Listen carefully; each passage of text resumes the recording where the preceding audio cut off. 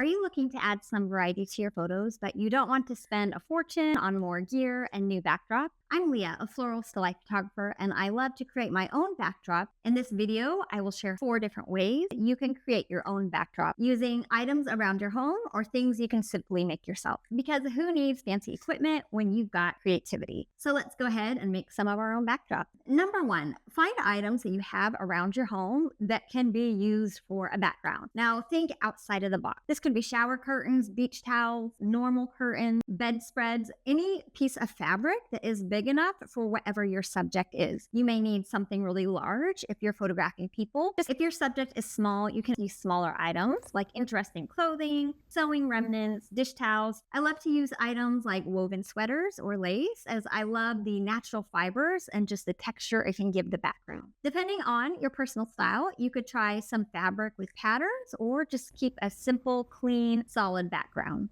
Don't be afraid to get creative. You're not just limited to fabric. Go ahead and think about paper products that you might use. Tissue paper and wrapping paper are generally large enough for smaller arrangements. I also really like to use contact paper that you would line your drawers and kitchen cabinets with. You can use poster board as a surface for contact paper. Instead of throwing away large boxes, you can repurpose them with spray paint or your kids' acrylic paints. Just don't be afraid to get creative and try something new. You can also play with lights as your background. So if you have a light source coming through a window or through some branches of trees, it can throw some very interesting shadows onto your background. Use your light so that those shadows fall onto your backdrop behind your subject. This is a great technique if you really want to make the location that you're in part of your image or drawing. You can also just try using light themselves as your backdrop. Think a string of Christmas lights or fairy light. One of the great things about creating your own background is you can easily paint over them if it's not working for you, or add other elements without worrying about damaging an expensive backdrop. So if you can think of anything else that you might add to this list, I would love for you to drop it in the comments so I can try it myself. So remember, you don't need fancy, expensive equipment to create a variety of backdrops. Go ahead and subscribe if you want to learn more about how you can use flowers for creativity and artwork.